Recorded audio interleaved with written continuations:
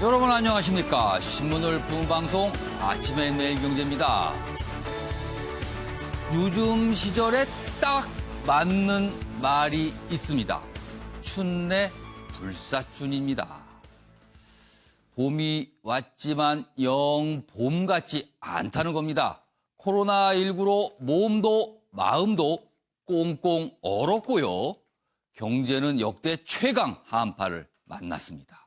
그래도 겨울이 기어코 지나가듯이 코로나19라는 이 몹쓸 위기도 언젠가는 지나갈 겁니다. 3월 20일 아침의 매일경제 신문 일면 기사부터 출발하겠습니다. 자, 매일경제 일면 경제와 관련된 기사가 좀 있습니다. 한국과 미국 600억 달러 통화 수합 전격 체결했다. 이렇게 돼 있습니다. 통화 수합은요, 미국에게 우리나라 원화를 주고요. 대신에 미국은 달러를 우리에게 그 가치만큼 주는 겁니다. 돈을 바꾸는 거예요. 서로 상대국 돈을. 그럼 우리는 달러가 좀 여유가 생기는 거죠. 그걸 말합니다. 양국이 어젯밤 10시에 긴급 발표했습니다. 그만큼 상황이 급박했다는 뜻이겠죠? 2008년 금융위기 당시보다 2배나 많은 금액입니다. 한국은행 달러 시장의 즉시 공급, 국내 외환시장 안정화에 기대. 요즘에 달러값, 원화값 심상치 않게 움직이고 있거든요. 어제 달러당 원화값 40원 급락해서 1,285원으로 11년 만에 최저치. 달러에는 원화 가치가 뚝 떨어졌어요, 지금요. 보겠습니다. 다음 기사는 동아일보인데요. 공포에 갇힌 시장, 달러 빼곤 다 판다. 그렇습니다. 전 세계가 모든 자산을 내던지고 있습니다. 그러면서 달러만 가지려고 합니다. 달러만. 그러니까 달러 값이 뛰겠죠. 보겠습니다. 글로벌 달러 확보 전쟁, 돈 되면 금도 팔고요. 장기 국채까지 판다. 원래 금, 국채 이런 거는 안전하다고 통했던 자산입니다. 그러나 다 던지고 있고요. 오로지 달러만 달라. 이런 얘기가 나옵니다. 코스피, 우리나라 주식시장입니다. 사상 최대 폭의 하락을 어제 기록을 했고요. 정부는요, 중소기업과 자영업자 등의 50조 비상금융 지원을 하겠다는 계획을 발표했습니다. 물론 이 중에서 20조 원 정도만 구체적인 계획을 밝혔고요. 나머지는 총액만 일단 제시를 한 상태입니다. 이번엔 한국일보 보겠습니다. 숨진 17세 학생 코로나 안 걸렸다. 영남대병원이 검사 오류다. 어제 중앙방역당국이죠. 중대본이 이렇게 발표를 했어요. 이 숨진 학생에 대해서 다시 한번 검사를 했습니다. 3곳에서. 그러나 음성으로 최종 나왔다 이렇게 발표를 했죠. 그런데 영남대병원에서는 13번째 검사 때 양성이라는 소견이 있었습니다. 그래서 좀 여전히 조금 미스테리처럼 남아 있습니다. 그런데 방역당국은 병원 실험실 오염 또는 기술 오류가 의심된다. 뭐가 문제가 있었다. 이렇게 발표를 했습니다. 약간 논란이 붙고 있습니다. 마지막으로 조선일보 보겠습니다. 라임 전주 김회장.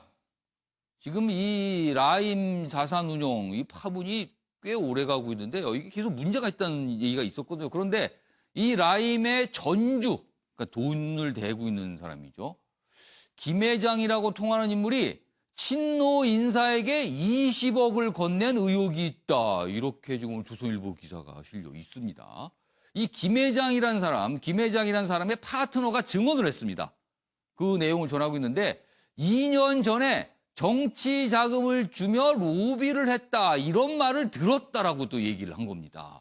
그러니까 간접적으로 들은 얘기를 전한 거예요.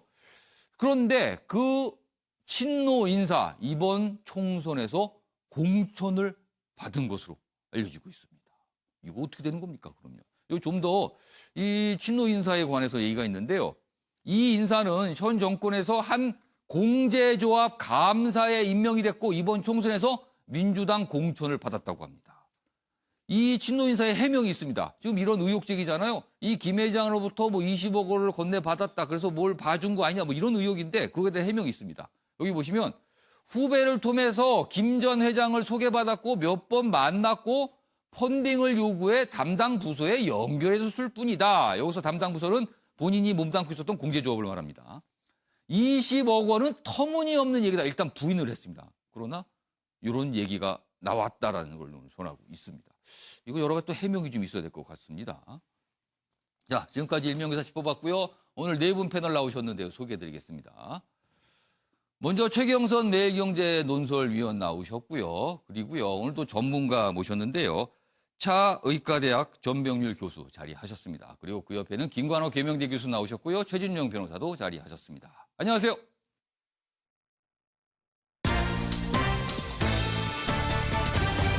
오늘 다룰 주요 이슈를 정리했습니다. 아침을 여는 키워드 4가지가 준비되어 있는데요. 첫 번째 키워드, 의료 공백일까? 물음표가 찍혀 있습니다. 지금 대구에서 숨진 17세 청소년의 사인을 두고 여러 가지 얘기가 좀 있는데 너무나 급작스럽게 숨지는 상황이 벌어서 혹시라도 의료 공백 이렇게 봐야 되는 건가? 여러 가지 좀 질문들이 있습니다. 그리고요, 영어로 돼 있습니다. Cash is king. 현금이 왕이다. 모두가 달러를 원하고 있습니다. 모든 자산을 팔아치우면서요. 이 얘기고요. 나흘 천하. 지금 어떤 정당에서 비례 위성정당이 있었는데 그 비례대표 명단이 공개된 이후에 여러 가지 혼란이 있었죠. 그러나 그 모습을 보고 나흘 천하다. 이런 표현이 등장하고 있고요. 마지막 키워드는요. 사재기가 없는 한국. 지금 미국이나 유럽에서는요. 상점에 가야 물건이 없습니다. 다 사재기했습니다. 그러나 우리나라는 전혀 없죠. 왜일까? 그걸 분석한 기사가 오늘 준비되어 있습니다. 자, 지금까지 4가지 키워드로 오늘 내용 정리했고요. 첫 번째 이슈는요. 대구에서 숨진 17세 소년 이 얘기 좀 해보겠습니다. 먼저 첫 번째 기사 제목이 이렇게 되어 있습니다. 폐렴 사망 17세. 일단 폐렴입니다. 그 앞에 있는 폐렴 중에 이게 코로나 폐렴이냐 일반 폐렴이냐 이런 거에 대한 얘기겠지만 일단 폐렴입니다. 코로나 음성으로 최종 판정이 나왔지만 이렇게 돼 있습니다. 뭔가 개운하지가 않다는 거죠, 지금요. 보겠습니다. 건강한 고교생 사망 원인 논란 증폭되고 있다. 그러면서 이 내용 보시면 지금까지 상황을 좀 설명하고 있어요. 숨지기 전에 13번째 검사 중 12번은 음성. 그러나 한 번 검사에서 소변 등 검사인데 일부 유전자 검사인데 양성이 나왔다는 거예요. 일부 양성 소견이 있었어요. 사망 뒤에 질본 그리고 대학병원 2곳 모두 조사했으나 음성으로 최종 결정이 됐습니다. 그런데 일본에서는 검사 오류 가능성 이런 걸 제기했지만 막상 영남대 병원에서는 문제 없었다라고 반박을 하고 있는 상황입니다. 그러니까 의견이 좀 맞서는 상황인 거죠. 다음 기사 하나 더 보겠습니다. 자, 그럼 정부의 어제 발표대로라면은 음성인 거고요. 그럼 코로나19와는 관련이 없습니다. 그러면 일반 폐렴으로 숨진 게 되는 거잖아요. 그렇다면 어떻게 그렇게 짧은 기간에 건강했던 청소년이 숨질 수가 있을까? 이거에 대한 질문이 당연히 할 수밖에 없는 겁니다. 보시죠. 숨진 대구 17세 코로나 최종 음성 판정. 그렇다면 어떻게 되는 걸까요? 처음 간 병원에선 코로나로 의심해 입원을 안 시켰다는 겁니다. 그러니까 여기서 지금 문제제기가 되는 거죠. 입원을 시켰더라면 그럼 코로나인 줄 알고 안 했다는 거잖아요. 여기 그 내용도 쭉 설명이 돼 있고요. 이건 병원 측 해명도 뭐 매뉴얼대로 검사했다. 그리고요. 지금 요 내용이 나온 뒤에 이제 부검에 대한 여러 가지 얘기가 좀 있었거든요. 그런데 이 조선일보 기사에 따르면요. 숨진 학생 모친 부검 안 하겠다. 이런 입장을 지금 여기 뭐 기자회견 밝혔다는 내용까지 실려 있습니다. 지금 이 사인과 관련해서요. 처음에 영남대 병원 측에서는 코로나 폐렴이라는 얘기를 썼거든요. 근데 좀 달라졌어요. 그 내용 좀 보겠습니다. 화면에 보여주세요. 사망 원인을 둘러싼 여러 가지 좀 이유가 좀 있거든요. 여기 보시면 영남대 병원 측의 최초 사망 진단서에는 여기 있습니다. 코로나 폐렴에 의한 급성 호흡 부전 이렇게 되어 있습니다. 그렇습니다. 코로나 폐렴이라고 되어 있습니다. 그런데 이 이후에 이게 좀 논란이 됐었잖아요. 그리고 다시 중앙정부가 이제 병원 몇 곳과 진료를 해서 다시 한번 검사를 하니까 그 과정에서 영남대 병원이 설명했습니다. 담당 전공의가 질본의 확진 유보 판단을 파악하지 못해 일단 양성 소기로 나왔던 검사가 한 번 있었잖아요. 그걸 기준으로 코로나 폐렴이라고 적었다. 이렇게 된 겁니다. 그리고는 그 이후에 다음 화면 좀 보여주세요. 질본이 판단 유보에 사인을 변경했다. 이렇게 돼 있습니다. 그러니까 일반 폐렴으로 이제 변경이 된 겁니다. 다음 화면 봐주세요. 지금 영남대 병원 측 설명입니다. 폐렴이 코로나를 포괄함으로 설사 양성 판단이 나왔더라도 사인을 바꾼 사망 진단서에는 문제가 없다. 그러니까 일단 폐렴이라는 거는 포괄적으로 볼 수가 있는 거다. 이렇게 설명이 있습니다만 아무튼 개운하진 않아요. 지금 상황이요. 자, 그럼 먼저 관련 영상부터 확인해 보겠습니다. 이분과 관련해서 진단검사관리위원회에서 일단 판단을 한 결과 코로나19 음성으로 최종 판단을 하였습니다. 중앙임상위원회 논의 결과와 관련해서는 코로나19에 의한 사망은 아닌 것으로 중앙임상위원회에서는 판단을 했고, 따라서 코로나19 여부 확인을 위한 부검은 필요하지 않은 것으로 일단 중앙방역당국의 얘기대로라면은 영남대 병원 측에서 뭔가 오류가 있었다, 문제가 좀 있었다. 그러니까 이거는 음성이다. 좀 이렇게 결론 낸 거잖아요. 네, 그렇죠. 그런데 이게 좀 중간 과정들이 좀 복잡하다 보니까 여러 가지 또 질문을 하게 됩니다. 이거 어떻게 봐야 될까요? 네, 일단 이 17세 그 청소년의 경우 안타깝게도 사망에 이르렀는데요.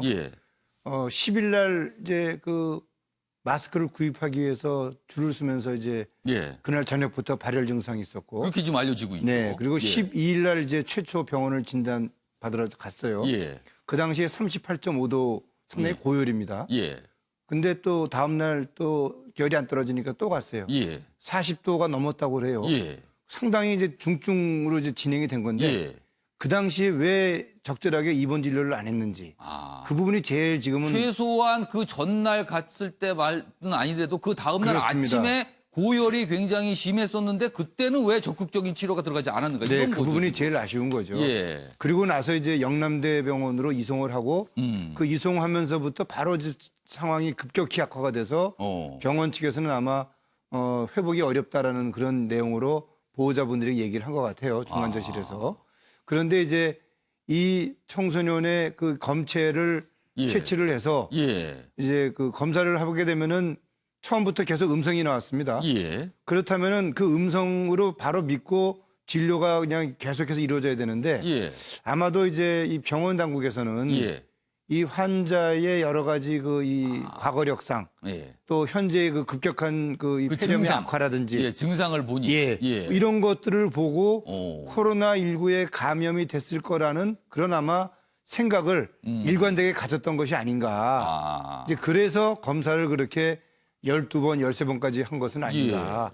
우리가 통상적으로 한두 번 정도에서 검사가 이렇게 음성 판정이 나왔으면 그걸 그대로 믿고 거기에 맞춰서 진료를 하는 것이 일반적인 그 의료인들의 어느 하나의 좀 그 이 진료 패턴인데 이 부분에 대해서 저는 저렇게 많은 검사를 했다는 것은 아마도 코로나19에 대한 어떤 강한 의심을 하게 된 것으로 저는 생각을 합니다. 물론 뭐 그렇다고 해서 진료가 제대로 이루어지지 않았던 건 아니지만 어쨌든 진단을 내리는 과정에서 이제 그런 의료진들의 어떤 이 신념이랄까요? 확신이 찬 것이 아닌가. 사실 이 사안이 주목을 받았던 이유는요. 지금까지 알려진 것 그리고 방역당국이 설명을 한 것은 청소년 특히 10대 이하는 감염이 될 수는 있으나 그렇게 위험하지 않다는 거였습니다. 그런데 혹시라도 그럴까 봐 사망자가 났으니까요. 그래서 양성이 나올 경우는 지금까지하고는 양상이 달라질 수 있는 거거든요. 그러니까 그런 부분에서 주목을 끌었는데 일단 음성으로 판정이 됐고 최종 결론은 음성이 됐습니다. 그런데요. 다음 기사 보겠습니다. 프랑스 중증 환자 절반이 60세 미만, 젊은 층 안심 못한다. 곳곳에서 경보음이 있습니다. 지금 해외에서는 이런 얘기가 나오는 겁니다. 여기 보시면 프랑스 사망자 가운데 65세 미만이 7%, 스페인에서는 21세 축구 코치가 사망되는 경우도 있습니다. 미국 질병통제본부 CDC 20에서 40대도 중증 위험이 있다. 많게는 5명 중 1명 입원이 필요하다. 나이에 따라서 꼭 고위험군과 고위험군이 아닌 것은 아니다라고 지금 얘기를 하고 있는 겁니다.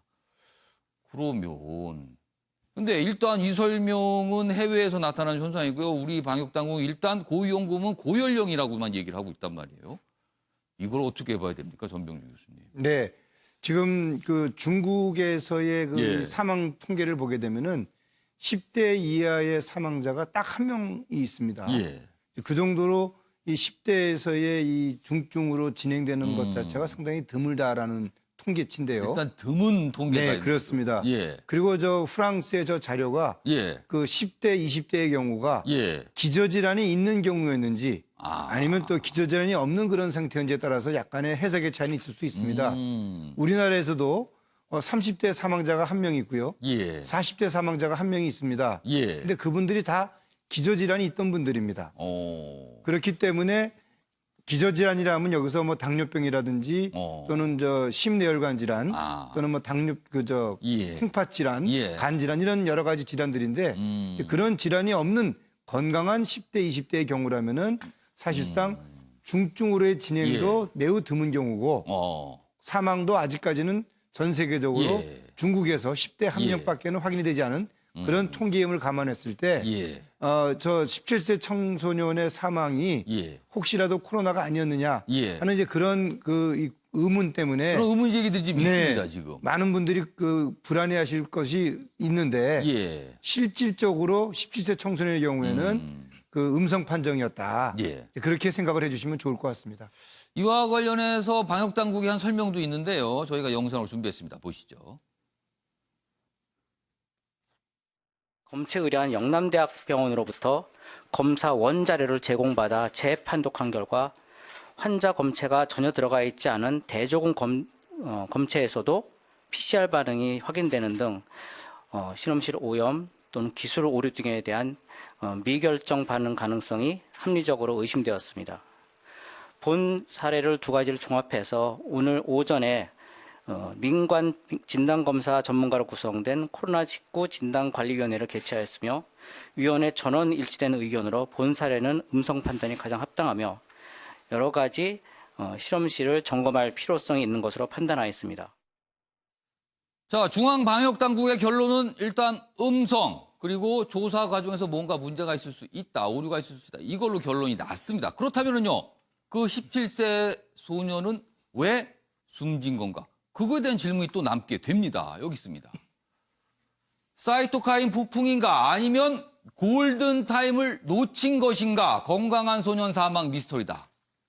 아직 명확하게 사인은 설명이 안 되고 있습니다. 지금요. 일단 폐렴이라고만 돼 있지만 뭐 부검에 대한 여러 가지 얘기가 있습니다. 일단 앞선 기사 보셨지만 부모께서는 부검을 원하지 않는다는 입장이 지금 나왔어요. 폐렴 10세 코로나 음성에도 의문은 여전하다. 자, 전병준 교수님. 네.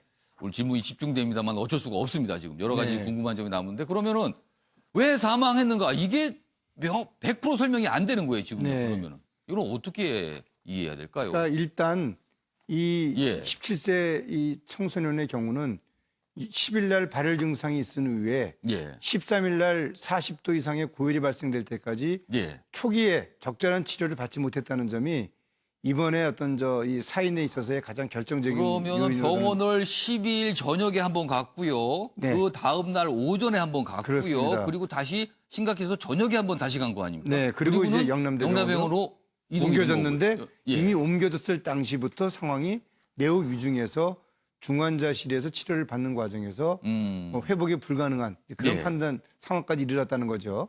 그리고 또 이 경우에 청소년의 경우에는 그 이 바이러스나 세균에 감염이 됐을 때 예.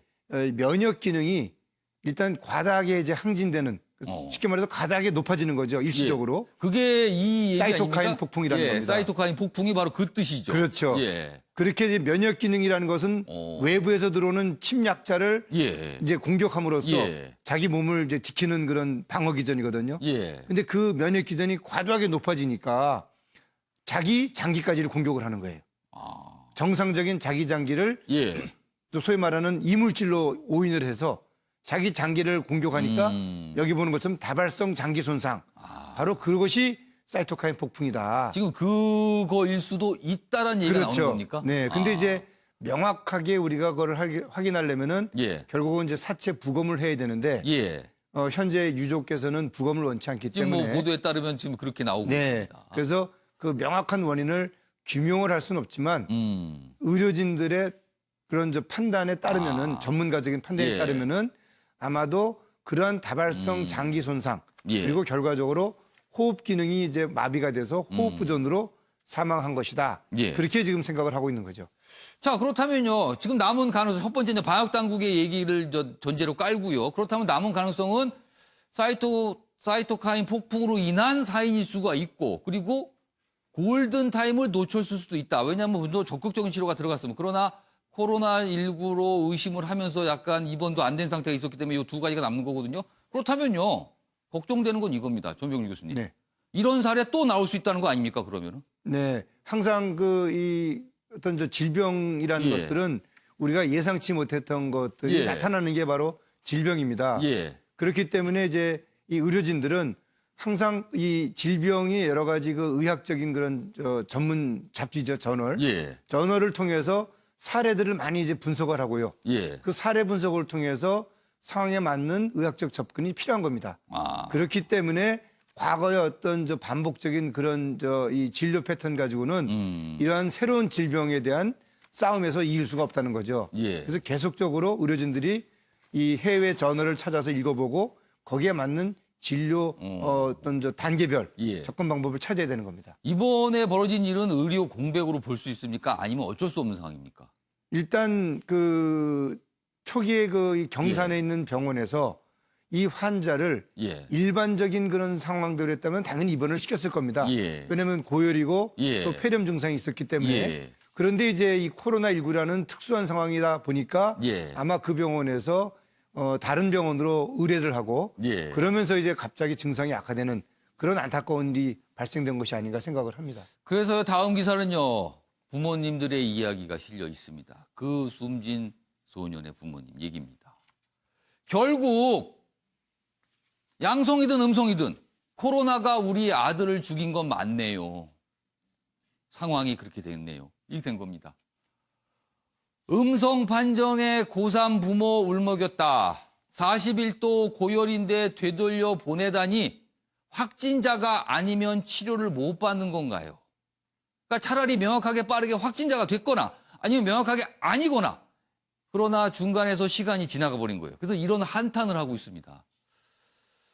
최영선 의원님, 이 부모님 심정에 대해서 많은 분들이 약간 뭐랄까요, 공감을 하면서 대단한 슬픔들을 표시하고 계세요, 지금요. 누구나 공감할 문제고 저 일이 예. 저 학생에 가면 이런 난다는 보장이 없고 누구나 저런 일을 그렇습니다, 겪을 수 지금. 있기 때문에 예. 정말 저 부모의 심정에 대해서 다 공감하는 생각일 건데 이런 치료 공백이 다시 생겨서는 안 될 일이고 예. 다만 이제 또 의료진의 입장에서도 생각을 해본다면은 예. 이런 이제 뭐 어떤 시스템적으로 봤을 때 지금 이 혼란스러운 상황에서 예. 의료진들이 겪고 있는 이제 혼란스러움, 고생, 그렇죠. 뭐 이런 것도 또 판단의 어려움도 있었을 겁니다. 예, 그 한편으로는 또 고려를 해야 되겠지만 예. 저런 안타까운 사건이 생겼을 때 여하튼 치료 공백이 어떻게 하면 치료 공백을 줄일 수 있을까의 부분에 대해서 정부가 좀 기준을 내주면은 예. 이런 경우에는 진료급여에 해당되기 때문에 예. 환자를 돌려보내서는 안 된다라든지 어떤 기준이 빨리 좀 더 명확해졌으면 좋겠다는 생각이 드네요. 자, 이런 가운데요. 다음 기사는 해외에서 나온 어떤 분석인데요. 너무 좀 비관적인 게 아닌가 싶기도 합니다. 세계 인구 절반 코로나 감염 가능성이 있다. 영국의 한 경제연구소가 올겨울 재확산을 경고했습니다. 이건 굉장히 좀 어떻게 보면 비관적인 추정을 한 겁니다.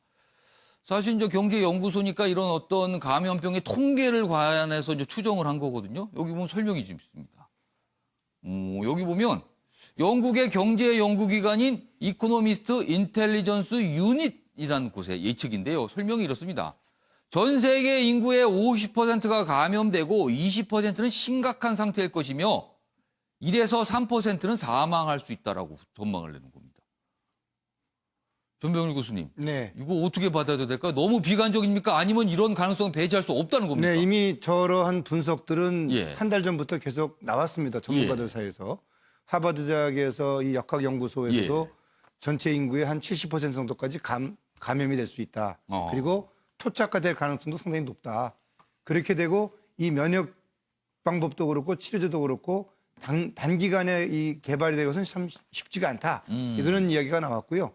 또 사망자의 경우에도 현재 이 치사율이라는 게 이제 우리나라 통계만 해도 지금 0.9%가 좀 약간 좀 높습니다. 예. 또 중국의 통계만 보더라도 또 한 예. 4% 되고요. 예. 그리고 또 이태리 같은 경우는 한 7% 이상 예. 되고 있습니다. 예. 그렇다면은 저 이 연구소에서 제시한 그 통계 약 1% 정도 사망률이 될 것이다.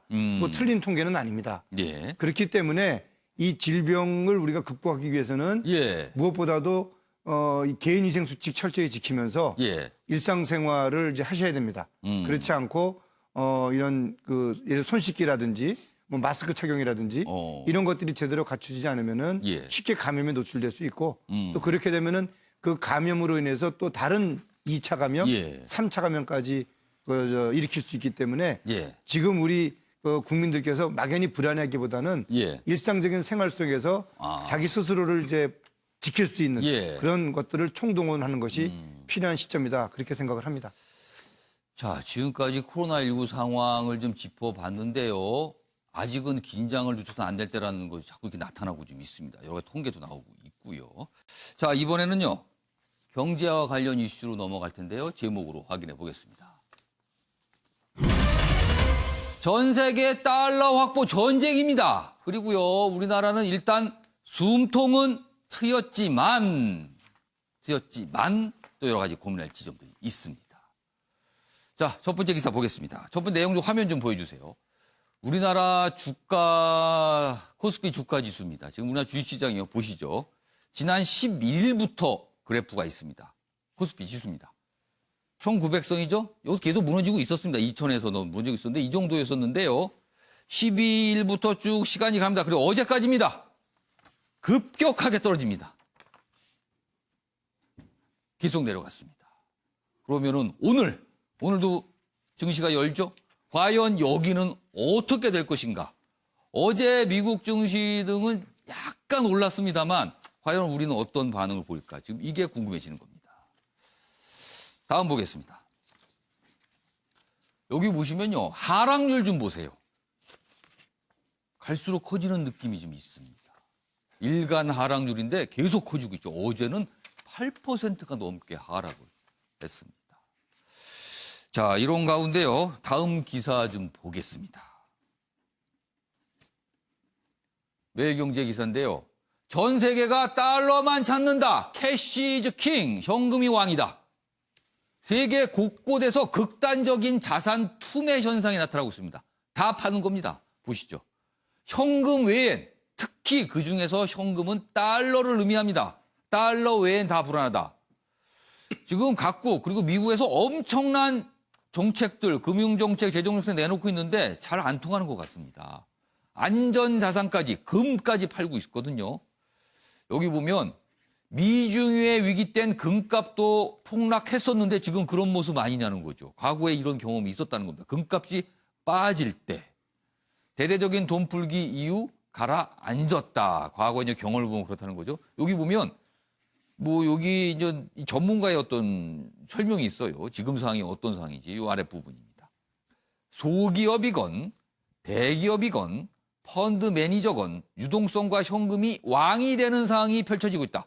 현금이 왕이다. 그러면서 지금 같은 상황은 유례가 없는 일이다. 이렇게 지적을 하고 있습니다. 자, 지금 전 세계 그렇고 우리나라 주식시장이 이러니까요. 어제 정부 당국에서 증시와 관련된 얘기를 했습니다. 확인해 보겠습니다. 채권 및 주식시장의 안정화에 만전을 기해 나가도록 하겠습니다. 은행, 증권, 보험 등 금융권이 공동으로 출자하는 채권시장 안정펀드를 조성하겠습니다. 과거 2008년 위기 극복에 지금 보면 어제 구체적인 액수는 않지만 계획이 있다라는 걸 밝혔어요. 지금 그리고 물론 작업 중인데 이른바 증시 안정기금, 채권시장 안정기금을 마련해서 이른바 주식시장에 정부가 돈을 보내겠다는 거예요. 사들이겠다. 이런 계획을 밝혔습니다. 아직은 정해지지 않고 다음 주쯤 구체적인 윤곽이 나올 것 같은데. 근데 김건학 교수님, 이 정도로 되겠습니까?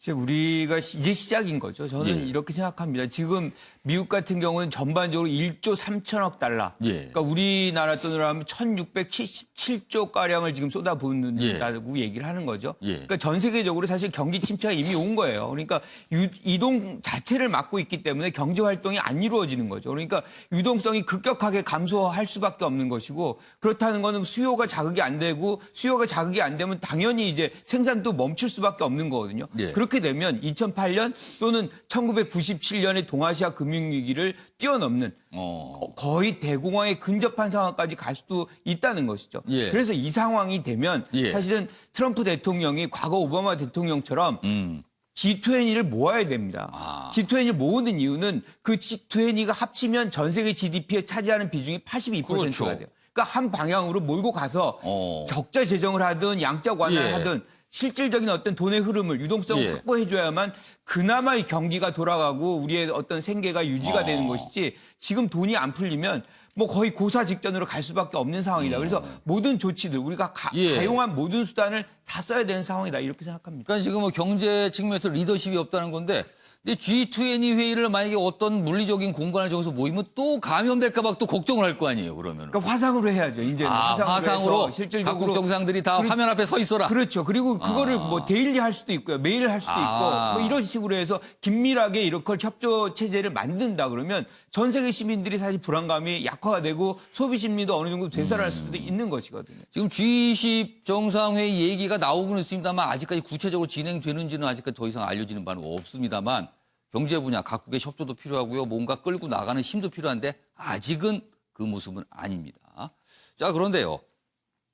우리나라 이 증시 보셨잖아요. 여기 보면 무섭게 빠졌거든요. 지금까지 상당 기간 동안. 오늘도 좀 궁금합니다. 어느 정도까지 모습을 보일지, 올라갈지 아니면 또 빠지는 건지. 그런데 문제는 이렇게 하락세의 이유 중에 하나가 외국인들이 엄청나게 팔고 있습니다.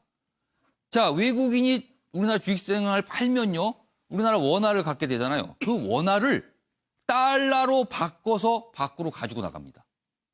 그러면 우리나라의 달러가 줄어드는 거잖아요. 그 걱정을 한 겁니다. 그래서 이런 조치가 있었습니다. 한미 통화 스와프 금융위기 때 2배인 600억 달러. 우리가 600억 달러를 확보하게 되는 겁니다. 대신 그 가치만큼 원화를 미국에 주는 거죠. 왜냐하면 달러가 부족할 수도 있다. 혹시나 하는 상황을 대비하자, 이런 겁니다. 계약 기간은 최소 6개월, 미국 다른 8개 국가와도 체결을 했다. 지금 미국이 여러 나라 국가 달러를 수합하는 겁니다. 1,300원에 육박했던 환율, 달러 공급에 안정을 찾을 수도 있을 것 같다. 이런 전망도 있습니다. 자, 최영선 의원님. 일단 주식시장에 이런 거는 약간 어떻게 보면 이렇게 좀 주식시장의 그 공포를 좀 달래는 조치잖아요. 그런데 외국인들 너무 팔고 있습니다. 이걸 어떻게 이해해야 될까요? 일단 계속해서 화두가 되고 있는 게 현금화입니다. 예. 왜 현금화를 하냐 하면은 이것이 죄송합니다. 새로운 예. 위기이기 때문에 어느 분야에서 얼마나 어떤 형태로 위기가 올지 모르기 때문에 일단은 현금화부터 예. 하는 것이고, 이 위기가 새로운 위기인데 이 위기가 끝난 다음에도 어디부터 기회가 생길지 모르기 때문에 그냥 현금화를 했다가 나중에 대응을 하기 위해서도 예. 현금화가 가장 유리한 방식이죠. 예. 현금 중에서는 세계상으로 봐서 기축통화인 달러가 가장 또 기회가 생겼을 때 가장 어디에서나 쓸 수 있는 현금이기 때문에 달러가 유리한 거죠. 예. 그래서 모든 자산을 처분을 하고 지금 달러를 중심으로 한 현금을 가지려고 하는 것은 이 위기 자체가 새로운 위기이기 때문에 그런 거죠. 어디서 그렇다면은 위험하니까 일단 다른 자산을 팔아서 현금을 갖고 있고, 그리고 혹시라도 향후에 그걸 또 투자할 대상이 나타날 수 있으니까 현금을 준비하고 해야 된다. 이런 네. 마음이라는 겁니까? 그런 마음에서 외국인 투자자들도 예. 사실 그 주식을 팔아서 유동화하기가 가장 좋은 예. 나라 중에 하나가 한국입니다. 그러니까 한국의 주식을 팔고 달러로 바꾸기가 쉬우니까 외환시장이라든지 이런 것들이 잘 발달되어 있는 나라다 보니까 항상 경제 위기가, 글로벌 경제 위기가 생기면은 예. 한국에서 가장 먼저 돈을 뽑아 나가는, 그게 항상 되풀이돼 왔었습니다. 그래서 우리나라를 보고 세계의 ATM이라고 부르는 겁니다. 예, 그렇습니다. 바로 그런 경우인데 어제 저녁에 이제 한미 간에 예. 통화 스와프를 체결을 했죠. 예. 이것은 우리의 필요성도 있지만 미국의 필요성도 있습니다. 미국 전 세계적으로 모든 투자자들이 달러만 예. 서로 가지려고 그러면 달러가 고평가가 되고 예. 미국의 수출이 안 이루어지게 됩니다. 달러가 고평가되면 미국 경제에 타격을 주는 거죠. 근데 미국 물건값이 비싸지는 거죠. 맞습니다. 그래서 예. 미국으로서도 달러가 고평가되는 걸 원하지 않기 때문에 예. 이 달러 수요를 줄이기 위해서는 통화 스와프를 한국하고만 체결한 게 아닙니다. 어제 예. 8개 나라하고 체결을 해서 예. 전 세계적으로 달러를 서로 갖기 위해서 경쟁하는 이것은 완화시키는 이런 조치를 취한 겁니다. 그럼 또 하나 궁금한 거는 금값은 왜 떨어집니까? 통상 이렇게 불안하면 금값은 오르는 게 보통이잖아요. 근데 왜 떨어집니까? 금값은? 아까 말씀드렸다시피 이것은 새로운 위기고 나중에 이 위기가 어느 정도 진정이 돼가지고 예. 새로운 기회를 찾으려고 할 때도 어디에 기회를 찾아야 될지 모르고 그래서 이 위기에 대응하기에는 예. 다른 모든 자산보다 현금이 최고다. 대응하기에 편리하다는 거죠. 그런데 여하튼 저는 지금 현재 외국인 투자자들이 주식을 팔고 나가면서 달러 예. 유동성에 대한 여러 가지 문제가 있지만은 예. 저는 한 4가지 측면에서 예. 우리나라의 달러 유동성은 구조적으로는 굉장히 안정적이다. 예. 특히 과거의 외환 위기하고는 비교할 바가 못 된다는 것을 4가지 측면에서 말씀을 드립니다. 예, 핵심을 좀 명확하게 좀 말씀해 주세요. 첫 번째는 예. 과거의 외환 위기 때는 예. 우리의 달러 외화 자산이 부채보다 적었습니다. 예. 부채가 더 많았는데 예. 중간에 우리가 외화 자산을 많이 쌓아가지고 달러 자산이 이제 총액으로 보자면 달러 자산이 달러 부채보다 더 많아졌습니다. 그리고 과거 외환 위기 때는 예. 이 달러 부채가 대부분 단기화되어 있어가지고 60% 이상이 단기여서 예. 바로 갚아달라고 하니까 대응하기가 힘들었습니다. 그런데 우리가 이걸 한번 겪어봤기 때문에 지금은 이 달러 부채의 그 구조를 예. 단기, 중기, 장기로 적절하게 배분을 해놨습니다. 그래서 한꺼번에 갚아야 될 일이 예. 없습니다. 예. 그리고 세 번째는 외환 보유액이 예. 과거 외환 위기 때는 한 300억 달러 수준이었는데 지금은 4천억 달러를 넘어서 10배 이상입니다. 좀 여유가 있네요. 예, 이 대응할 수 있는 예. 아주 실탄이 든든하게 있습니다. 예. 그리고 외환 위기 때는 우리가 계속 무역 적자를 내고 있었습니다. 그런데 지금은 몇 년째 무역 흑자를 내고 있습니다. 그래서 이런 모든 구조를 따지고 본다면 예. 당장은 주식을 팔고 나가기 때문에 환율이 요동을 치지만 예. 국가 경제 전체적으로 예. 봤을 때 달러가 뭐 문제가 될 상황은 아니다. 이렇게 지금이 말씀드립니다. 경제 위기일 수 있지만 외환 측면에서는 그렇게 걱정하지 않아도 된다. 이런 말씀이네요. 맞습니다. 지금요. 자, 그런 가운데 이제 국내 경제로 눈을 돌려보겠습니다. 많은 분들 힘들어하고 계십니다. 이 만평 보시죠. 단적으로 설명하고 있습니다. 여기 보시면 2명의 남성이 등장하는 만평인데요. 한쪽 남성은 손님으로 보이고 맞은쪽은 가게 주인으로 보이는데 이 손님이 이렇게 얘기합니다. 주식을 팔아서 환전을 해서 자식 유학 보내려는데 비자가 안 나와. 다 들어있습니다. 주식 팔아야 되는데 못 팔았어요. 놓쳤습니다. 폭락했습니다. 그리고 지금 팔더라도 환전하면 엄청난 손해입니다. 원화가요. 그리고 여기 미국으로 아마 가나 보네요. 유학 보내려는데 비자가 안 나온답니다. 지금 미국 비자 발급 면접을 중단했잖아요. 3가지가 겹쳤습니다. 이분은요, 지금. 그리고 맞은편에 고개를 숙이고 계시는 분은 주인으로 보이는데 이렇습니다. 병 옮더라도 죽을 각오로 오픈했는데 가게에 손님이 없네요. 굶어 죽게 생겼습니다. 지금 상황을 단적으로 드러내는 만평이었습니다. 자, 그럼요. 이런 상황이기 때문에 어제 정부가 대책을 하나 내놨는데요. 다음 기사입니다. 중소기업 소상공인 공멸을 막아야 된다. 그래서 대출 만기를 연장하고 이자 상환을 유예하고 아주 저금리로 대출하겠다는 계획을 어제 밝혔습니다. 여기 보면 청와대에서 비상경제회의를 열어서 주요 내용이 공개가 됐는데 그런 내용이 골자입니다, 지금. 주로 대출과 관련된 조치들이 있었습니다. 돈을 쉽게 빌릴 수 있게 해주고요, 싸게. 그리고 이미 빌린 돈 갚아야 될 부담을 좀 덜어주겠다. 이런 겁니다. 그 얘기가 나왔습니다. 그럼 여기서요, 관련 영상 확인해 보겠습니다.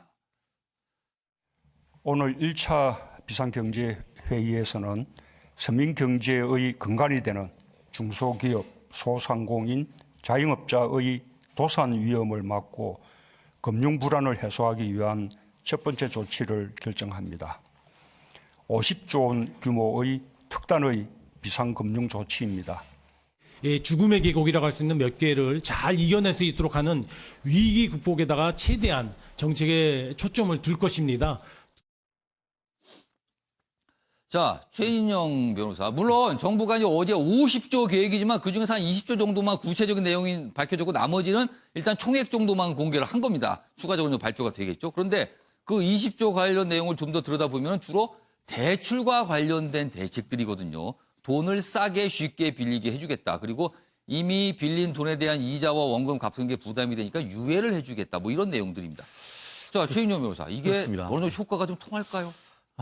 어떻게 보면 그 마른 하늘에 예. 단비면 틀림없습니다만 예. 그것이 본질적인 해결이 되기보다는 그냥 소나기성 일회성으로 끝날 것이 아닌가 하는 그런 나름대로의 안타까움인 것 같은데요. 예. 아까 만평에 봤을 때 보면은 옆에서 그 불판이 있는데 문을 열었는데 사람이 없다고 하는데 그 불판 밑에 보면은 뭐가 있습니다. 뭐냐? 파리채가 있습니다.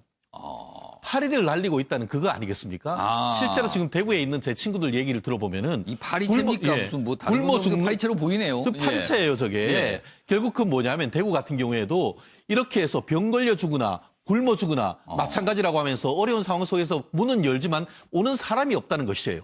그리고 지금 주식 팔아 환전이라고 했는데 예. 실제로 지금 주가 같은 경우에는 10년 전으로 후퇴를 했죠. 그렇습니다. 1,500선 깨졌고 지금 그 환율 같은 경우에도 2008년 그러니까 12년 전으로 지금 다 후진을 했단 말이에요. 과거로 다 돌아갔습니다. 거의 경제가요, 지금. 10년 전으로 우리나라 경제가 지금 후진하는 그런 상황인데 예. 그 상황을 다시 전쟁 기어를 넣어서 넣으려고 한다고 하면은 그것을 정상화하는데 그 굉장히 어려움이 없진 않습니다만 나름대로 예. 지금 같은 경우에는 현금성 어떤 지원 이 부분에 대해서는 여야 간에 논란이 있었습니다만 예. 지금 같은 경우에는 그 논란을 할 때를 넘어선다라는 느낌이 저도 개인적으로 강합니다. 좀 더 과감한 직접적인 그렇습니다. 지원. 물론 뭐 지금 홍남기 지금 경제부총리 같은 예. 경우에는 굉장히 좀 주저하면서도 어쩔 예. 수 없다라는 얘기를 하고 있는데 예. 지금으로서는 소상공인들을 위한 어떤 대책 그것이 바로 어떻게 보면 거기에 고용돼 있는 예. 일반 노동자들에 대한 임금과도 직접적인 관련성이 있는 부분이 있기 때문에 지금으로서는 소상공인에 대한 대출이라든가 일부 그 지원 이런 예. 부분은 반드시 필요한 그런 것이 아닌가 생각을 합니다.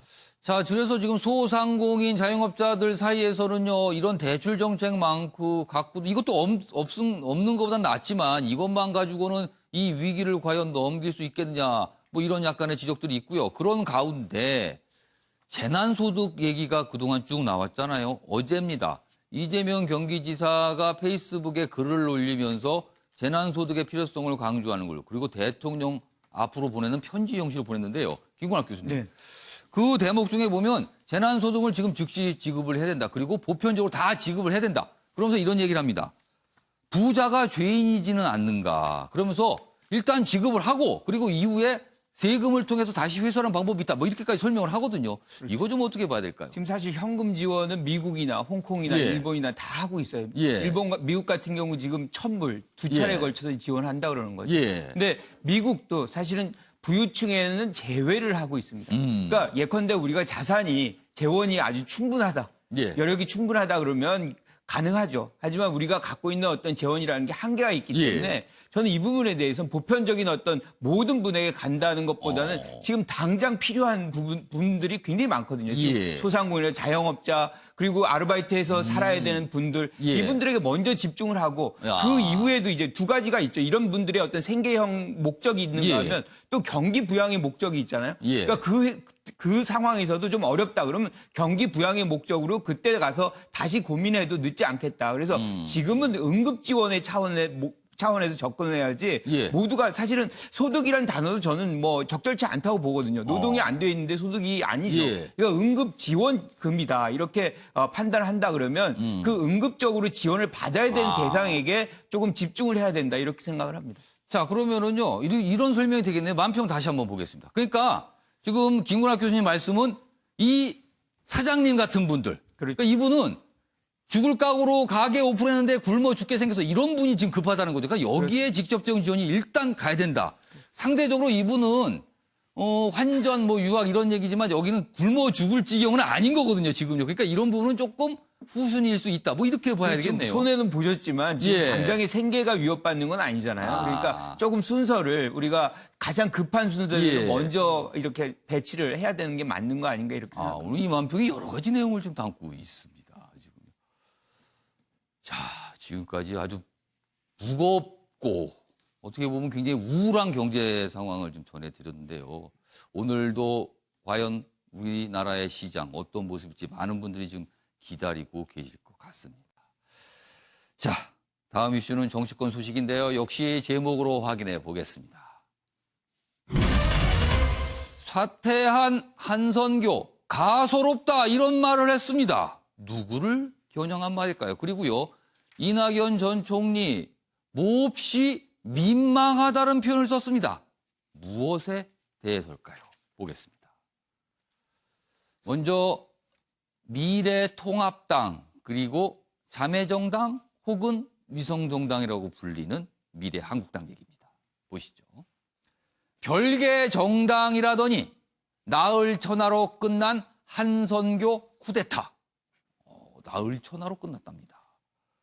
그러니까 이 나흘 계산은 지난 16일 처음으로 미래한국당의 비례대표 후보자 명단이 공개된 이후 그리고 어제 한선교 대표가 사퇴할 때까지 나흘이 되겠죠.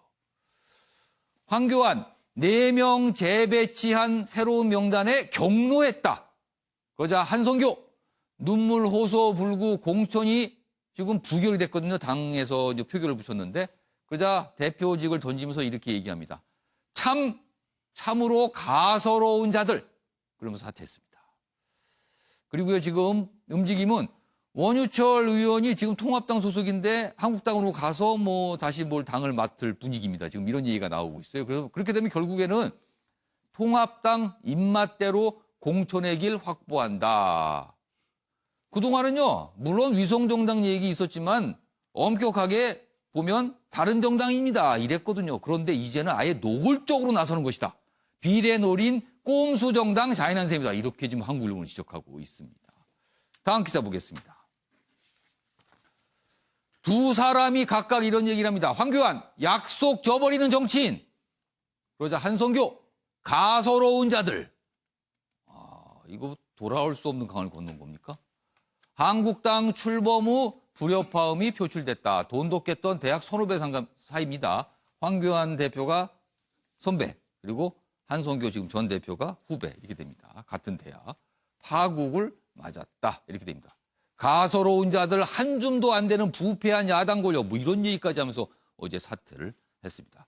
자, 그럼 여기서요 두 사람의 이야기 들어보겠습니다. 저는 미래 한국당 대표직을 이 시간 이후 사퇴하겠습니다.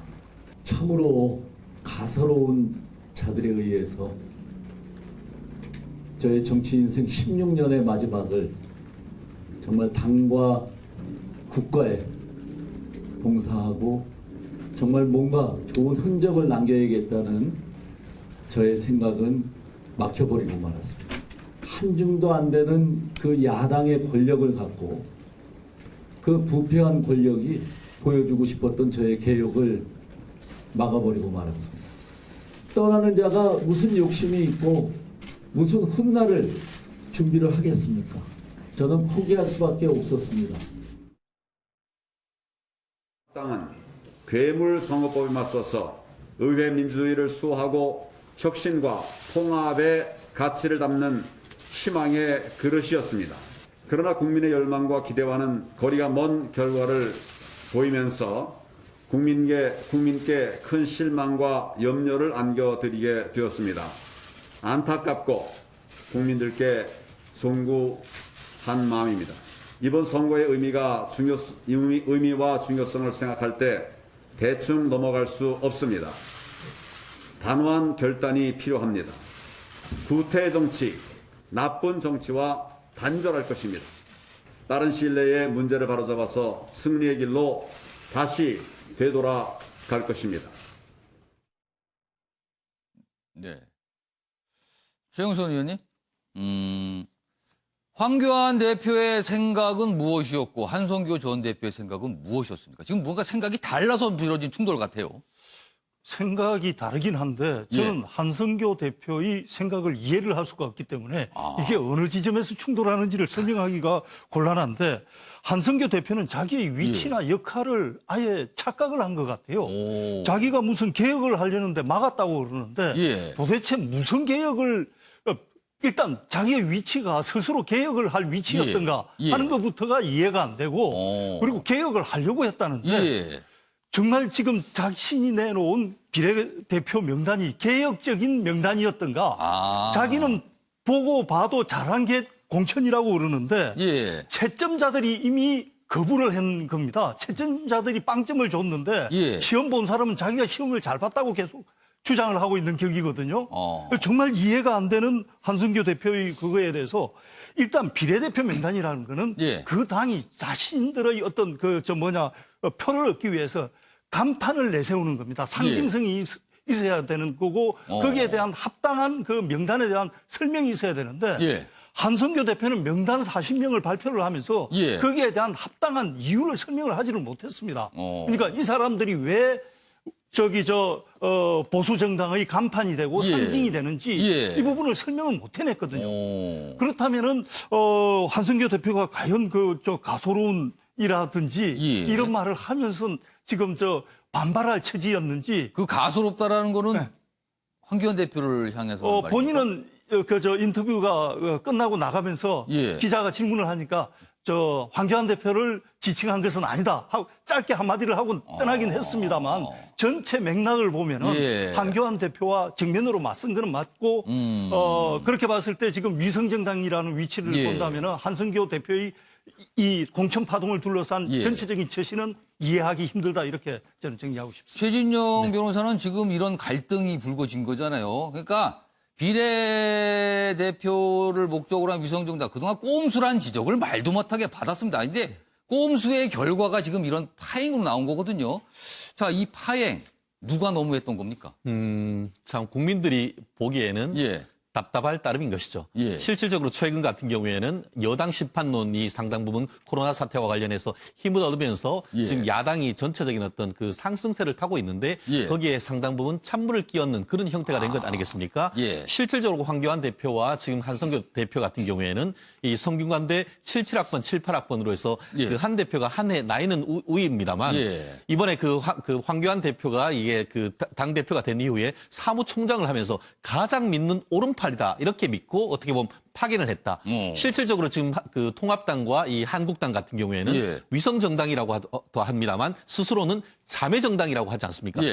형제보다 자매가 훨씬 더 친하죠. 친하다고 해서 믿고 보냈는데 본인이 실질적으로 지금 그 황교안 대표 같은 경우에는 이 그 종로 선거에 굉장히 바쁜 과정에 믿고 맡겼는데 어떻게 당에서 추천했던 사람들은 대부분 다 빠져버리고 실질적으로 지금 한성교 대표가 어떻게 보면 사천을 했는 것이 아니냐 그런 것에 대해서는 경로를 했다라고 하는데요. 내부적으로는 그런 일이 있을지 모르지만 그런 부분을 내부적인 의사소통을 통해서 제대로 해서 국민들 앞에 밥상에 올렸어야 되는데 이런 부분이 말씀드린 것처럼 자매가 서로 싸우는 이런 모습을 했다고 한다고 하면은 결국 좋은 정말 어떻게 보면 국민들한테 어떤 선택을 받을 수 있는 기회를 한 번 더 치워버렸다는 점에서는 그런 점에서는 제가 봤을 때는 안타깝게도 황교안 대표에 입히는 어떤 리더십의 손상이 오히려 더 커 보이는데요. 문제는 지금부터 말씀드린 것처럼 상징적인 인물을 다시 올려가지고 국민들에게 선택을 얻는다고 한다고 하면은 어떻게 보면 비가 온 이후에 땅이 굳는 그런 것이 될 텐데 정말 시간이 없는 상태에서 어떤 식의 리스트를 다시 만들지 빠른 시간 내에 어떤 정상화시키는 나름대로의 황교안 대표의 리더십이 필요한 시점이 아닌가 생각합니다. 후보 등록하려면 한 일주일 남았습니다. 지금 시간 별로 없습니다. 지금 그런데 이런 일이 벌어진 겁니다. 자, 그런데요. 황교안 대표가 결국은 불만을 표시해서 그 명단이 이제 무효화가 된 겁니다. 그리고요, 지금 보면은 원유철 의원 등이 다시 통합당에서 한국당으로 건너가서 뭔가 새롭게 명단을 짤 듯한 분위기거든요. 그러면은 김건학 교수님, 결국은 다 황교안 대표 뜻대로 되는 겁니까? 그렇게 돼 가겠죠. 그러니까 일정 부분 위성정당의 비극.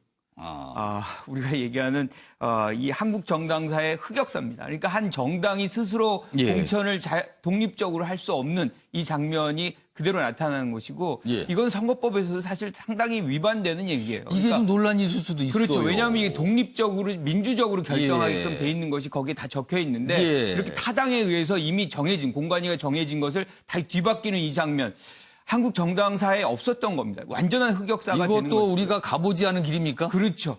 그런데 이게 준연동형 비례대표제가 만들어지면서 이런 것들이 예. 이제 이루어졌는데 예. 문제는 사실 황교안 대표가 정치학과 과목을 안 들으신 것 같아요. 그러니까 무슨 얘기냐면 권력이란 건 거의 나누기가 굉장히 어렵거든요. 예. 다른 당을 줬으면 그 당에서 사실은 권력이 또 하나가 만들어지는 장면이 원래 있는 건데. 여의도의 통념이 권력은 절대로 나눠 가질 수 없다 이런 거 아닙니까? 그렇죠. 지금? 그런데 그거를 믿었다는 것 자체가 이제 이런 과정은 어떻게 보면은 지금 어떻게 보면 상당히 흐름을 잘 타고 있었던 미래통합당의 예. 발목을 잡는 예. 계기가 될 수 있어요. 그래서 지금은 이것을 어떻게 여하히 풀어나가느냐 이것이 이번 선거에 상당한 영향을 미칠 수 그럼 있겠다. 황교안 대표 입장에서는 리더십을 보여줄 시간이 지금 일주일 남은 거네요. 그렇죠. 굉장히 부족하고 이미 상처는 많이 나왔습니다. 알겠습니다. 자, 이번에는요. 더불어민주당 얘기인데요. 여기도 비례정당 관련해서 만만치 않습니다. 지금 상황이요. 여기는 비례연합정당이라고 일단 불리고 있는데요. 보시죠. 정치 공작이다. 추하다. 범여권 서로 총질이다. 분위기만 보면 거의 전쟁 분위기입니다. 지금요. 이 제목은요. 여당의 비례당 내전이 점입 가경이다. 버림받은 정계련 정치개혁연합 윤호중 고발한다. 사무총장이잖아요. 비례위성정당 정계련 국민 기만했다. 서로 손가락질입니다. 지금요. 민중당은 윤호중 겨냥하며 대통령도 김정은과 만세 부르는데 우리를 거부하다니. 그래서 뭐 종북이 무섭냐 뭐 이런 얘기까지 나온답니다. 지금요. 이렇게 가는 거군요. 지금 이렇게. 여기도 한마디로 말해서 지금 난장판처럼 보입니다. 지금 국민 눈에는요. 자, 이런 상황에서 이낙연 전 총리는 지금 더불어민주당 공동 선대위원장을 담당하고 있잖아요. 어제 관흥클럽 회견이 있었습니다. 거기서 여러 가지 얘기를 합니다. 질문도 받았고요. 그 얘기입니다. 이낙연 비례정당 지금 굉장히 논란되고 있는 걸 얘기하면서 몹시 민망하고도 이상한 일입니다. 그러면서 굉장히 소응과한 듯한 이런 표현들을 좀 썼습니다. 그리고요. 정치 역량 한계를 드러내는 사건입니다. 그리고 본인과 관련해서는 일관된 태도 못 보인 거는 제가 생각해도 아쉽습니다. 뭐 이런 얘기도 합니다. 그리고 조국 전 장관 얘기도 질문이 나왔어요. 그러자 마음의 빛이 없다고 했습니다. 여기 있습니다. 그 부분. 요 부분 과연 여권 내부에서 어떤 반응을 볼지 또 주목되는 발언이었거든요. 보겠습니다. 조국 사태와 관련해 문재인 대통령처럼 조국 전 장관에게 마음의 빛이 있느냐는 질문이 나왔습니다. 그러자 저는 그런 마음 상태는 없다. 빛 없다는 얘기입니다. 그리고요. 우리 사회와 공정을 지향하는 시민들께 많은 상처를 줬고 당에도 많은 과제를 준 일이라고 생각한다. 이렇게 문제점을 좀 지적했습니다. 그럼 여기서 이낙연 전 총리의 이야기 들어보겠습니다. 이 연동형 비례대표제가 도입 초기부터 심한 진통을 동반했습니다만 지금도 그런 상태가 계속되고 있고 현재의 전개가 몹시 민망하다는 생각을 합니다. 어제 오늘 벌어지는 일 그것 또한 그다지 아름답지 않은 상황이지요. 잘 풀려가기를 기대합니다만 그러나 기본적으로 민주당을 오랫동안 걱정해 주시고 도와주신 시민사회 원로들께 서운함을 안겨드리는 일은 바람직하지 않다고 생각하고 동시에 시민사회 원로들께서도 민주당의 고충과 선의를 믿으시고 함께 하실 수 있기를 바랍니다. 김구락 교수님. 네. 먼저 좀 더불어민주당 선대위원장이잖아요. 그렇죠. 지금 지도자급 위치에서 당을 지금 선거를 끌고 가는 거잖아요. 그렇죠. 근데 어떤 분들은 그래요. 어제 회견 보니까 남의 당 얘기하는 것 같다. 이거 어떻게 보세요? 그러니까 특히나 지금 이제 논란이 예. 되고 있는 비례정당과 관련해서는 예. 지금 민주정책연구원장인 양정철 원장이 지금 주도를 하고 있다는 거 아니에요? 예. 근데 여기서 이제 논란이 발생하니까 실질적으로 거기서 개입 안 하고 있는 이제 이낙연 선대위원장 입장에서는 상당히 불편함을 이제 토로하고. 그러니까 본인의 의지가 어떻게 반영될 여지가 없었다라는 걸 생각을 한 건가요? 그리고 이제 그 과정 속에서 왜 이렇게 원만하게 이게 안 되는 거냐. 근데 이게 원만하게 되기가 굉장히 어렵습니다. 이게 사실은 위성정당 안 만들겠다고 하다가 이제 갑자기 입장 이제 바꿔가지고 만드는 거잖아요. 위성정당이라고 하기가 어려워요. 왜냐하면 통제가 안 되거든요. 그러니까 진보 진영은 뿌리, 구성원, 뭐 어떤 주요 입장에 대한 어떤 이 주요 사안들에 대한 입장이 다 다릅니다. 예컨대 지금 이제 북한 문제에 대해서도 민중당 같은 경우 아주 다르거든요. 이걸 다 끌어안고 가려면 시간적 여유가 굉장히 많이 필요한 건데 이거를 조급하게 막 이렇게 짧은 시간 동안에 하려다 보니까 이런 사안들은 불가피하게 나타날 수밖에 없었던 거예요. 그러니까 범진보 진영을 다 이끌어 가기가 사실상 이 짧은 시간에는 어렵다는 것이고 또 한 가지 이제 이낙연 위원장이 얘기하고 싶은 거는 사실은 조국 프레임에서 우리는 거리가 있다. 좀 벗어나고 싶다는 그렇죠. 뜻인가요? 벗어나고 싶다 이거거든요. 그리고 그런 차원에서 또 민주당에서는 열린민주당 예컨대 조국 친조국당이라고 이제 불리고 있잖아요. 거기하고도 거리를 띄우고 있어요. 그래서 상당 부분 조국과 민주당은 거리가 상당히 있다. 우리는 옹호하지 않는다. 마음의 빚이 없다. 이것을 지금 강조하고 있다고 봐요. 그런데요, 최윤영 변호사. 이번에 비례연합정당 더불어시민당이라는 이름입니다. 거기는 지금 평가를 받기로는 친조국 성향이라고 평가를 받잖아요. 그럼 이거 이낙연 전 총리의 얘기하고는 어떻게 되는 겁니까? 어떻게 보면 이낙연의 마이웨이다 이렇게 얘기할 수도 있을 것 같은데요. 어쨌든 간에 본질적으로는 이와 같은 그 조국 프레임과 또 특히 이제 그 비례민주당에 대한 비판으로 인해서 중도층 이탈에 대한 민주당의 어떤 그 위기감을 반영했다. 저는 이렇게 평가를 하고 싶습니다. 말씀드렸듯이 지금 두 가지 이슈가 겹친 건 아니겠습니까? 하나는 조국 이슈, 하나는 지금 비례민주당. 둘 다 어떻게 비례민주당 안 한다고 했다가 지금 하게 되는 것에 대한 어떻게 보면 민망하다라고 했는데 중도층 같은 경우에는 그렇게 안 한다고 하고 특히 한국당을 형사 고소까지 해놓고 이런 부분에 대해서 과연 민주당이 정당한가에 대한 의문 하나와 말씀드린 것처럼 조국 프레임 특히 지금 그 가치에서 비례민주당을 할 수 있는 그 플랫폼 자체를 이른바 친조국당이 될 수 있는 그쪽으로 가는 것에 따른 나름대로의 그 불안감을 이렇게 표현을 했는 것 같은데 그렇다고 한다고 하면은 그 공동 그 선대위원장으로서의 책임 있는 모습을 좀 보여야 되는데 책임 있는 모습 뭡니까? 거기에서 죄송하다. 그렇지만 불가피하다라는 그런 어떤 의사를 보내야 되는데 마치 유체이탈 화법처럼 남의 얘기를 하는 그런 점에서 나름대로 유감은 표현했습니다만 확실하게 선을 끊지 못하는 그런 어정쩡한 모습을 보임으로써 과연 중도층의 이탈을 막을 수 있을지에 대해서는 한계를 보였다. 이렇게 평가하고 싶습니다. 이 조국 전 장관과 관련된 이 발언과 이 입장이 혹시라도 문재인 대통령 지지자들로부터 어떤 비난을 좀 불러올 수 있을까요? 그렇습니다. 그런 점에서는 아마 굉장히 곤혹스러웠을 것 같습니다. 결국 편을 들자고 하니까 그렇고 안 하기는 어려운데 그저 그 지난번 같은 경우에 그 문재인 대통령이 기자회견에서 조국 전 장관에 대해서 마음의 빚이 있다는 것에 대해서 두고 여러 가지 비판이 있지 않습니까? 그런 부분을 약간 희석시켰습니다만 오히려 조국 지지층에 대해서는 어떻게 보면은 영린을 건드렸다라는 그런 비판도 제기될 가능성이 있어 보입니다. 그리고 지금 비례정당 가지고 다들 꼼수라고 얘기했잖아요. 그런데 그 꼼수의 결과가 지금 이런 겁니다. 지금 다들요. 그래서 언론들에서 굉장히 매섭게 지금 지적들을 하고 있습니다. 이게 뭐냐고 도대체. 이런 얘기들입니다, 지금. 자, 이번엔 사회 분야 기사를 좀 넘어가 보겠습니다. 윤석열 검찰총장의 장모 이야기가 계속 나오고 있습니다, 지금요. 그러면서 뭐 장고증명서 위조, 뭐 이런 얘기가 계속 나오잖아요. 윤석열 장모, 동업자가 한 얘기입니다. 장모인 최 씨가 잔고증명서 마음대로 위조했다. 이런 주장이 나왔어요. 동업자 검찰 조사에서 뭐 이런 얘기를 한 건데 사위가 검사라 믿었다. 뭐 이런 얘기까지 합니다. 그럼 이게 어떻게 되는 겁니까? 얘기가. 그러나 이 장모 측 동업자가 먼저 위조 부탁했다. 이런 또 약간 다른 진술이잖아요. 얘기가. 그럼 결국 공통점은 위조입니다. 위조. 위조를 한 거네요. 그러면은. 그거는 기정사실화되고 있는 거네요. 그럼.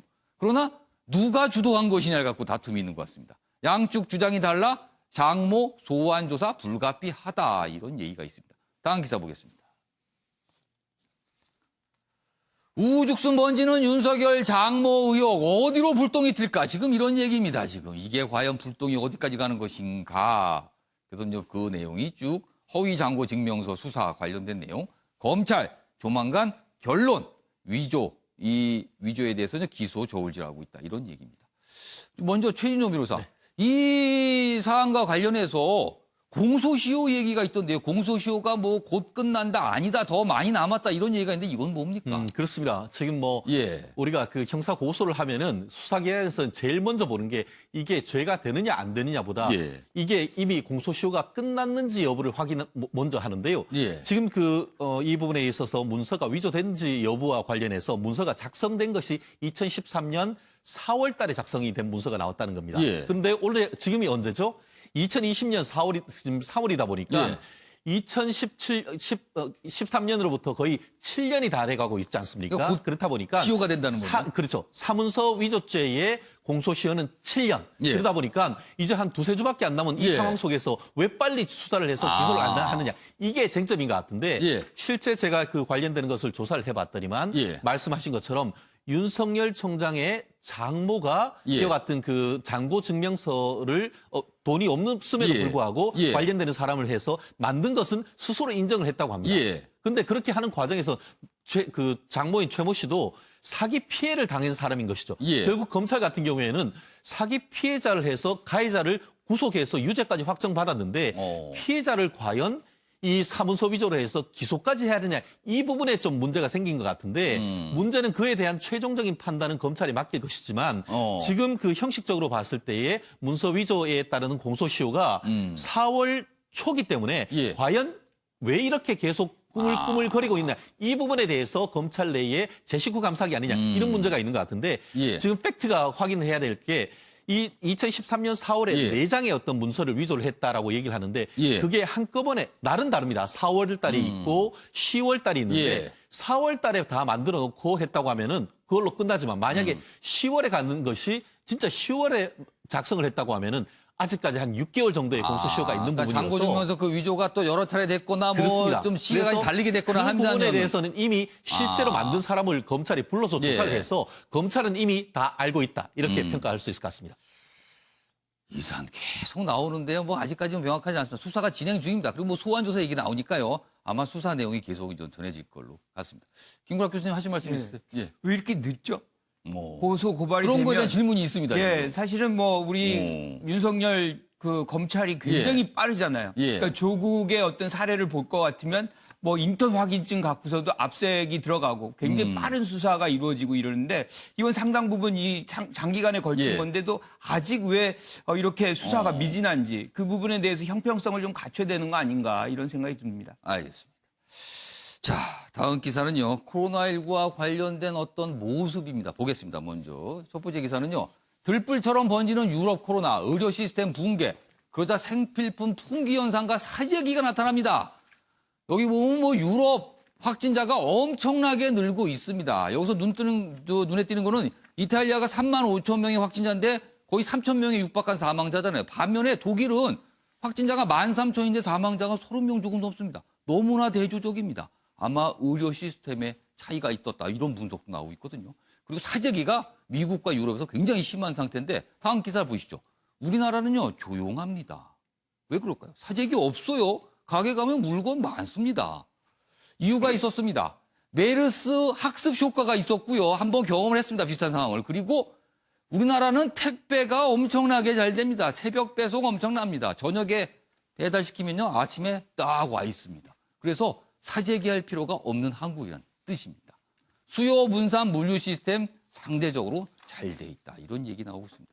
최영선 의원님. 이런 거는 다른 나라가 좀 따라 해도 될 것 같은데요.